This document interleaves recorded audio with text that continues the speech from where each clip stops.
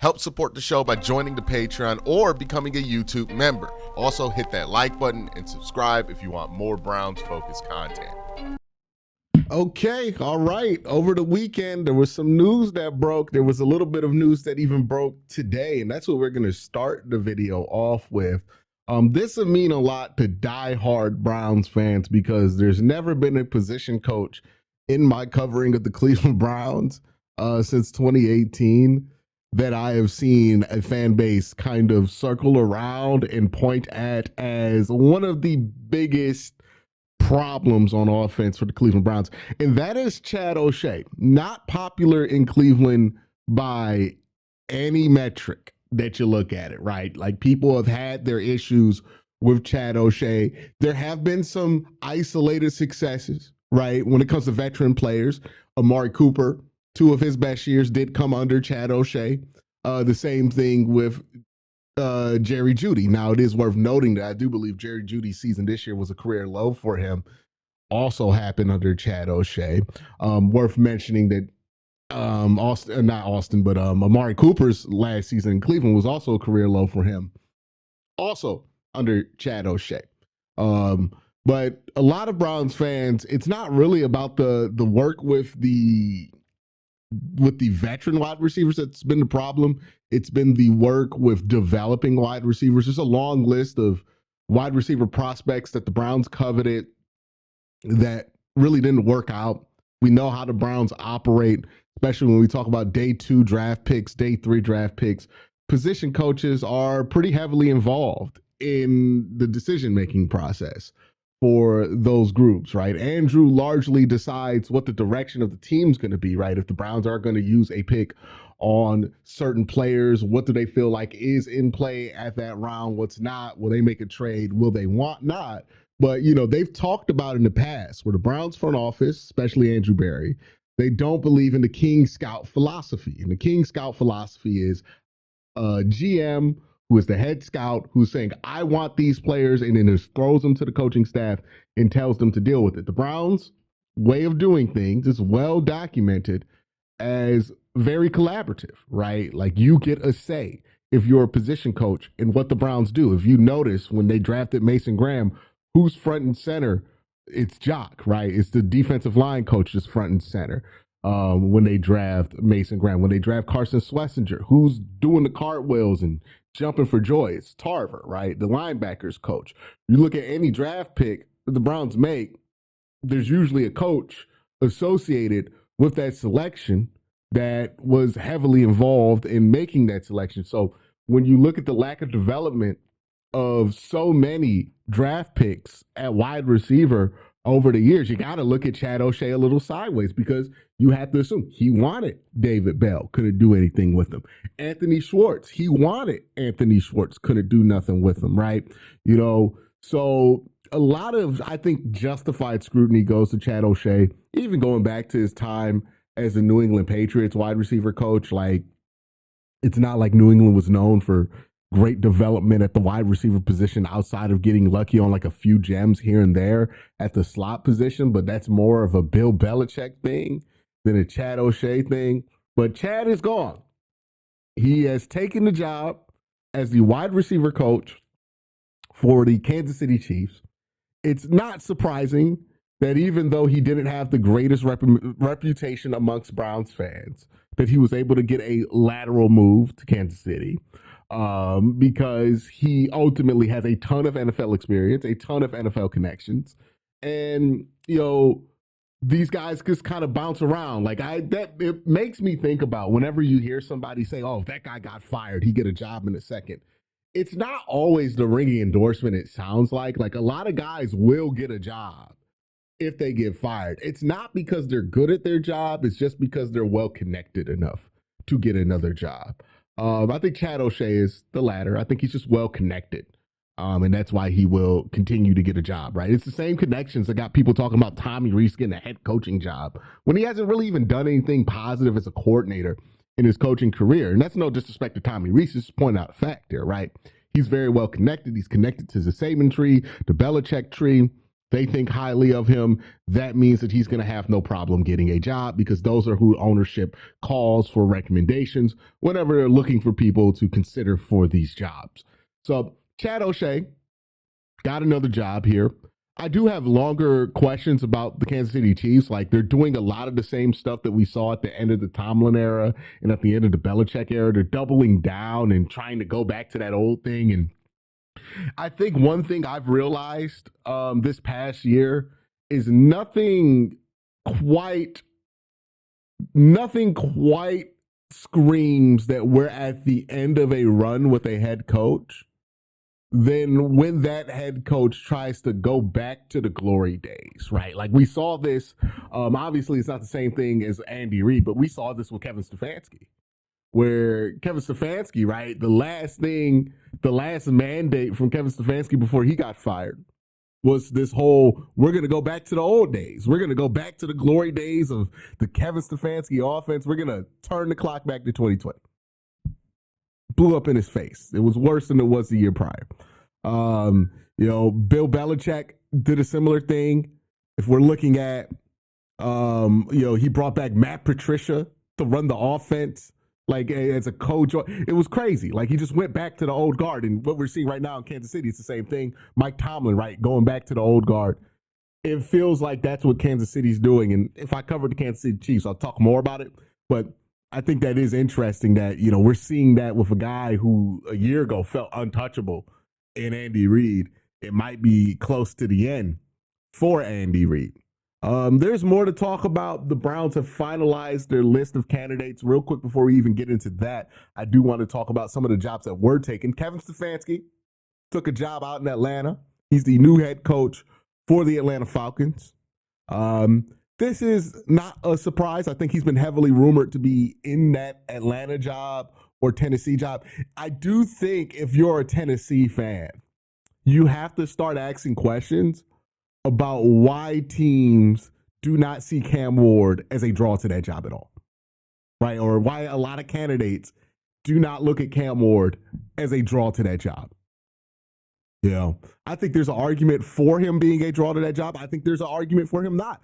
I think ultimately what Cam Ward looks like to me as a quarterback is a guy who will be a fun quarterback, a quarterback you can win some games with, have a couple of hot seasons with, but I don't know if you're going to be able to consistently win a championship with him or be in a position to do that because he is a very inconsistent player. A lot of what he does is not really replicatable, which puts him in a situation where he's going to be hot and cold, and I think that's what a lot of other coaching candidates see when they look at Cam Ward.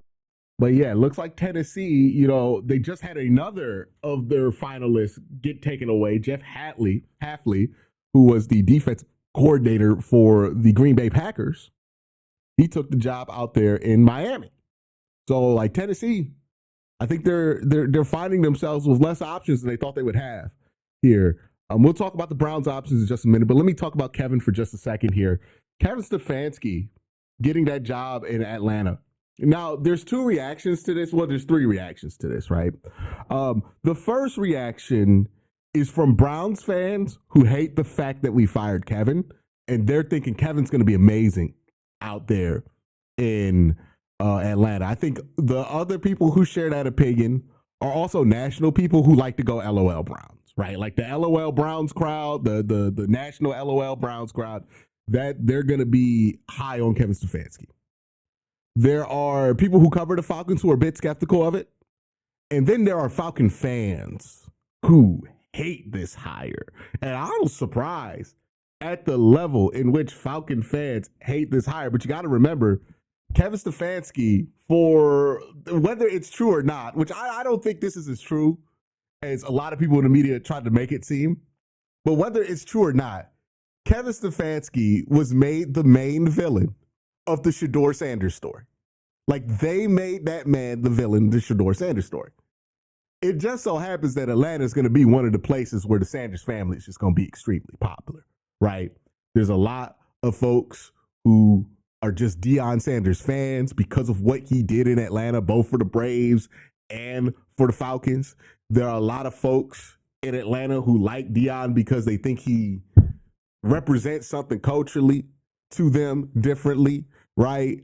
There's just a lot of people who really, really like, Deion Sanders. It's also, and I can say this because I've been here. It's a celebrity obsessed city. And the celebrities don't like Kevin because of the whole Shador thing. So they're not giving an endorsement to this whole thing. And I just wonder, like, I hope it works out for Kevin, but I don't know if him taking a job immediately after getting fired in Cleveland as a head coach is a good idea. I think Kevin would have benefited from taking a couple years off of being in the market and resetting. I understand that you're not always going to be hot for a head coaching job, so you got to take the opportunity when it's there. But Kevin has 2 Coach of the Years. I think he would have been able to cash that in a couple of years if he just went somewhere and was like an offensive an analyst, or like somebody like what Mike Vrabel did, where he didn't even have an official coaching title. I thought that would be better for Kevin. I don't know if going to a situation in Atlanta where it looks like it's going to be immediately hostile is going to work for Kevin. You could look at it from a football standpoint and say, well, there's some things here that could work. I worry about Kevin and his ability to structure a good run game, but maybe Bijan's so damn good that he just plays through it. And that's possible. Kevin's not going to elevate your offense, is what we learned. We hope that be the case. There were times where it looked like it could be the case, but Kevin's going to be the sum of his parts offensively. What he's going to be good at is managing the team, keeping the team together. But if there's no buy-in at the beginning because people are skeptical because of all these things, then he's going to have an issue. So I'm curious to see how that's going to work out. All right, let's talk about the Browns' list of second interview candidates real quick. But before I do that, I got to thank my sponsor, Sleeper. Hey, have you ever heard of the Sleeper app? Well, here's a fun secret. It's not just for fantasy leagues. It's great for fantasy leagues. I personally have used it for years with my college friends to play fantasy football and to do pick'em leagues, all sorts of fun stuff like that. But the Sleeper app also gives you news. It gives you scores. You can also try to turn your football knowledge into real money. Just download the Sleeper app and pick more or less on your favorite players with more stats than any other daily fantasy app. Just choose 2 or more of your favorite players from pregame or live. Pick more or less from the predicted stats, and you could win up to 100 times your money if your picks win. Use promo code WORSTTAKE and you'll get up to $100 match on your first deposit. Again, promo code WORSTTAKE. You'll get up to $100 match on your first deposit. Terms and conditions apply. Links are in the description. The Browns have now 6 people who are getting second interviews with the Cleveland Browns. I'm going to be brief here in my description of these guys or how I feel about these guys because I'm going to do a longer, more in-depth video about some of these candidates. But first, Todd Monken. They're bringing back Todd Monken for a second interview. I don't want to sleep on anybody who's getting a second interview, but they're begging me to sleep on the Todd Monken thing, right? There's been no smoke about Todd, not really a ton of like interest. Like maybe as an offensive coordinator, he makes sense for a younger defensive-minded guy, but I don't know if Todd Monken as head coach makes sense. To be fair to Todd, if we're just taking out what we think, our preconceived notions of him because of his time in Cleveland, because of his time in Baltimore, if we're just taking out those preconceived notions and we're asking ourselves, hey, why did Kevin get fired? Kevin got fired because the run game was awful and he did not have any solutions to it, and the passing game was underwhelming and did not evolve. Technically speaking, Todd Monken has done a great job with the run game in Baltimore. He's done a great job with the pass game. I don't think Todd Monken is there by mistake. I think Todd Monken is a reflection that there is a process here for hiring somebody to replace Kevin Stefanski. That being said, would Todd Monken make anybody excited? Probably not. Probably not. But does he, on a base level, solve some of the problems that you've been looking at? I think you can make that argument. Jim Schwartz, there's been a lot of smoke about Jim Schwartz. Here's what I think the reason for the smoke is about Jim Schwartz. I don't think Myles Garrett has been private about this, but Myles Garrett wants Jim Schwartz as a head coach. And, when you're the Browns and your star player wants you to hire somebody, you can't blow that idea off. You got to take that idea seriously. And I think what they're doing right now is demonstrating that they're taking the idea of hiring Jim Schwartz very seriously. Will they hire Jim Schwartz? I don't think so. But I do think they're going to take the idea seriously. And I think there is a possibility that if things break a certain way, you offer the job to somebody, they don't want it, your fallback's not there, then yeah, Jim Schwartz could make some sense. But I don't know if the Browns go out the way, unless Jim Schwartz is like just killing them in the interviews. But I would think if they really, really want to hire Jim Schwartz, we wouldn't be doing second interviews right now. They would have just hired Jim Schwartz after the first interview, because what in the world do you have to talk about Jim Schwartz with more in the second interview when he's been in the building for like 3 years at this point? So I'm not really sure that they're going to go with Jim Schwartz, but I do think that they are in a position where you got to entertain it. You got to seriously entertain it and take it seriously, because there are some important players on this roster who want Jim to be considered. And it's not smart to just be like, fuck you, no, I'm not going to take it seriously, right? Take it seriously, consider Jim Schwartz, or even leak out that you might do it. I don't know if they do it at the end of the day. That's my speculation. I could be wrong. Maybe they're seriously interested in Jim. I just don't think it makes sense based on the process that they've been like. He sticks out, like him and Todd Monken just stick out like a sore thumb. Todd Monken because he's old, but Jim Schwartz because he's old and he's a defensive guy, right? Like, it doesn't look like what they're going for. It looks like they're going for an up and coming guy or a younger retread, right? Which brings us to Mike McDaniel, who at one point, was highly sought of. Like, at one point, if we go back to before he got that job in Miami, Mike McDaniel was one of the most highly thought of offensive minds in football. If you go back to that year that Tua had that good season, a lot of people had a lot of great things to say about Mike McDaniel. Over the last 2 years, with the decline of Tua, comes the decline of Mike McDaniel. Now, the question is, did he get stale and not find new ways to reinvent himself, or was it just Tua? That's the big question with Mike McDaniel. The other big question with Mike McDaniel is this. What was it about Miami that made that locker room seem so volatile? Every year in Miami, we're hearing stories about different meetings and players only meetings and Tua getting into it with this person and that. It was a pretty messy situation. Was that Mike McDaniel's fault, or was that not Mike McDaniel's fault? We got to figure that out, right? Like, how bad are his player management skills, and how do you make up for him if he is terrible? On paper, makes a ton of sense. You want to fix a run game? Mike McDaniel's your guy. You want a young, inventive offensive mind who has a history of being ahead of the curve? Mike McDaniel's makes sense. Hell, he even has a good track record of finding guys, younger guys, to be able to fit roles in his offense and having an eye for talent. On paper, Mike McDaniel's is the most qualified and the hire that makes the most sense on paper. In practice, you have your concerns because of all of the other stuff that happened in Miami that wasn't related to his genius on the football field. It reminds me of how we used to talk about Josh McDaniels, ironically enough, a guy with a very similar last name to Mike McDaniel, right? We had the same conversation. He's a smart guy. He's offensively ahead of the curve. He makes a lot of sense.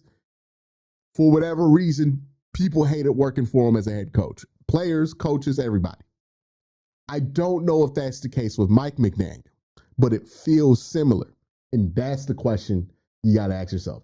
Is this the same thing, or is this something different? How do you work with that? What do you do with that? He's interesting. Jesse Minter, he's a defensive focused guy. I think he is of the Harbaugh tree. Correct me if I'm wrong, right? Now, the fact that he's coming back for a second interview tells me that he is, if the job is available, he will be willing to strongly consider it. There was some concern there because he is a Harbaugh tree guy that he wouldn't take a job in Cleveland because, one of the Harbaughs, I think Jim doesn't have a great opinion of Jimmy Haslam, but that doesn't seem like it's going to be in the way. If he's taking the second interview, he's at least willing to take the job on some level.